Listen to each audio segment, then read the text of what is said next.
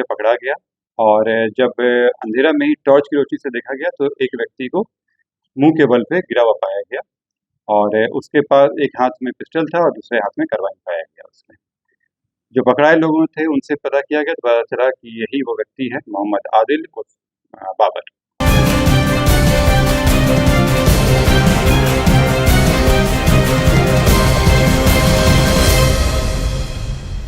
आपने एक कहावत तो सुना ही होगा कि कानून के हाथ बेहद लंबे होते हैं।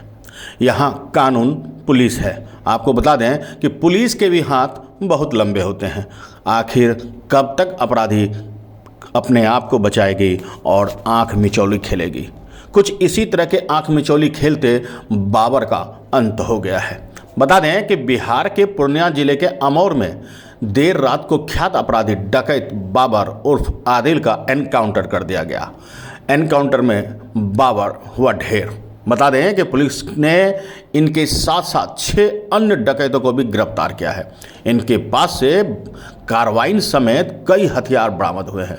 इस दौरान पुलिसकर्मी भी जख्मी हुए हैं। एसपी कार्तिकेय शर्मा ने संवाददाताओं को बताया कि पुलिस को गुप्त सूचना मिली थी कि कुछ अपराधी अमौर थाना के गरहरा गांव में डकैती की योजना बना रहे हैं, जिसके बाद एसटीएफ की टीम और पूर्णिया के अमौर, रौटा, अनगढ़ और बायसी के थाना अध्यक्ष के नेतृत्व में एक टीम गठित की गई। इस दौरान एक स्कॉर्पियो पर सवार सभी 7 अपराधी आ रहे थे। उन्हें रोकने का प्रयास किया गया, जिसके बाद अपराधी धान की खेत की तरफ भागने लगे और पुलिस पर फायरिंग करने लगे। इस दौरान पुलिस के द्वारा चेतावनी भी दी गई, जिसके बावजूद अपराधी लगातार फायरिंग करते रहे। बचाव में पुलिस ने भी फायरिंग की और बाबर ढेर हो गया। आपको बता दें कि इस संबंध में एसपी साहब क्या कुछ कह रहे हैं, जानना चाहिए। शाम में एक जानकारी मिली थी कि जो इस क्षेत्र का एक कुख्यात डकैत है, जिसका जो यहाँ कुख्यात बाबर के नाम से कुख्यात है, उसके बारे में जानकारी मिल रही थी कि वो अपनी एक टीम को कलेक्ट कर रहा है जो दालकोला के निश्चित पूर्व में वहाँ पे वो लोग कलेक्ट हुए हैं। और उनका प्लान है कि पूर्णिया क्षेत्र में कोई बड़ी घटना घटने का। इसी में तुरंत अपने गुप्तचर के लगाए गए और इसमें एक टीम बनाई गई, जिसमें पूर्णिया जिला बल के लोग भी थे और एसटीएफ के लोगों को भी रखा गया था। पूर्णिया जिला बल से इसमें अमौर के थाना अध्यक्ष पूनी अवधेश कुमार थे, अनगढ़ थाना अध्यक्ष कुमार कुणाल सौरभ, रौटा थाना अध्यक्ष ज्ञान रंजन, एसटीएफ टीम के साथ sub inspector Ghanshyam Murari, sub inspector Chandan Kumar Yadav, Amour थाना से सब इंस्पेक्टर विकास कुमार और अनंत राम थे। साथ ही जेसी 814 संतोष कुमार, जेसी 986 मुकेश कुमार, जेसी 26 आनंद प्रियदर्शी, जेसी 1355 मुजाहिदुल इस्लाम थे। इसके अलावा पूर्णिया जिला के अन्य अधिकारी और फोर्स थे। जानकारी के हिसाब से जब टीम बनाई गई थी तो जानकारी मिली कि ये अमौर के एक गरहरा गांव में डकैती करने जा रहे हैं। इसी के लिए टीम गई और वो लोग वहाँ पे अपनी क्षेत्र संभाले वहाँ पे वो लोग। और वहाँ पे जब ये लोग लगे हुए थे वहाँ पे, तभी इन लोगों को पता चला कि एक गाड़ी आ रही है और उस गाड़ी में ही ये लोग हैं। सूचना प्राप्त हो रही थी, स्कॉर्पियो गाड़ी थी उजले रंग की, बसरंगा नंबर की। उसी को ये लोग रोकने की कोशिश किए तो वो गाड़ी भगाने की कोशिश किया, इनके द्वारा उसका पीछा किया गया।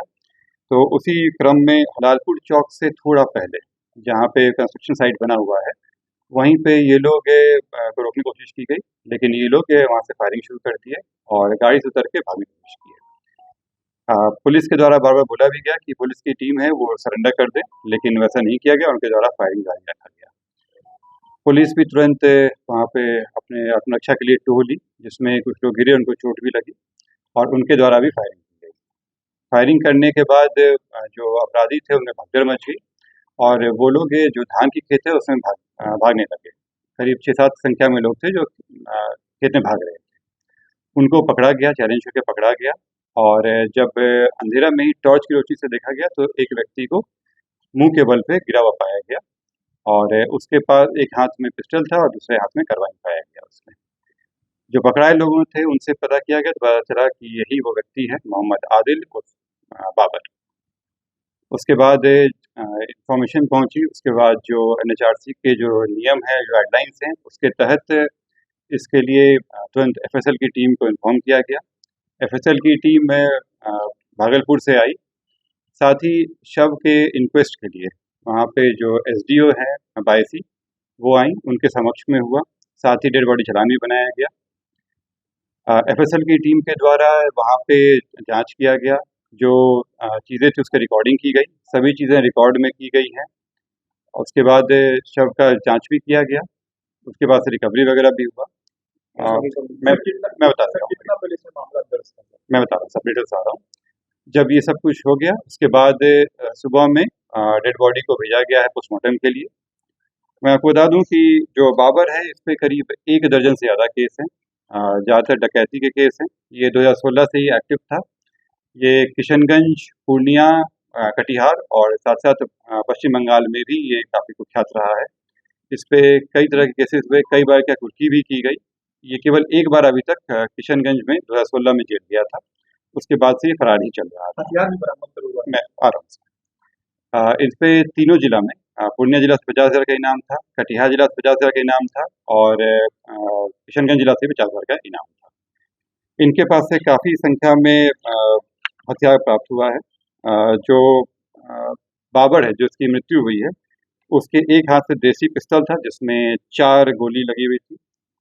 दूसरे हाथ में कार्बाइन था जिसके मैगजीन में 5 जिंदा गोली थी और पर्स में 7 जिंदा गोली पाया गया उसके पास से।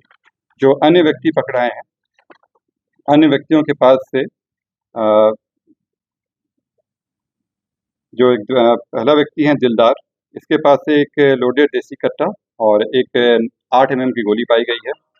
नुरशीद आलम, ये बायसी के रहने वाले हैं। इनके पास से एक लोडेड देसी पिस्टल जिसको अनलोड करने पे एक जिंदा कारतूस पाया गया है। इनके पास से एक मैगजीन भी पाया गया है जिसमें 3 जिंदा कारतूस था। सहीनुल उर्फ सैनुल, इनके पास से एक देसी पिस्तौल जिसमें एक गोली लगा हुआ था, साथ में इनके पास एक मैगजीन था जिसमें 4 जिंदा कारतूस पाया गया है। मोहम्मद असलम के पास से एक देसी कट्टा पाया गया है। बहरहाल आपको बता दें कि अपराधियों ने करीबन 20 से 25 राउंड फायरिंग किया। पुलिस और एसटीएफ ने भी जवाब में 11 राउंड फायरिंग किया। कुख्यात डकैत बाबर उर्फ आदिल को गोली लगी और वह धान के खेत में ढेर हो गया। इस दौरान पुलिस ने 6 अपराधियों को गिरफ्तार भी कर लिया। बाबर के पास से एक कार्बाइन, एक देसी पिस्तौल, कारतूस बरामद किया गया है। जबकि सभी अपराधियों की जाँच की गई तो उनके पास से भी कुल 1 कार्बाइन, 3 देसी पिस्तौल, 3 देसी कट्टा, 37 जिंदा कारतूस, 4 मैगजीन, 1 चाकू और कई खोखा बरामद किया गया है। एसपी ने कहा कि बाबर उर्फ आदिल पर पूर्णिया, कटिहार और किशनगंज जिले में 50-50 हज़ार रुपये यानी कुल 1.5 लाख रुपए का इनाम है। इसके अलावा उनके ऊपर इन 3 जिलों में 1 दर्जन से अधिक केस भी है। पश्चिम बंगाल में भी उनके ऊपर कई केस हैं और वहाँ भी बाबर पर इनाम रखा गया। एसपी ने कहा कि बाबर 2016 ईस्वी में अपराध की दुनिया में आया और तब से कई डकैती कांड को अंजाम दे चुका है। एक बार वह किशनगंज जेल भी गया था। एसपी ने कहा कि गिरफ्तार अपराधियों में नुरशीद आलम, दिलदार इकबाल, हुसैन और शाहीनूर के साथ सैन असलम और साइन बाबू को गिरफ्तार किया गया है।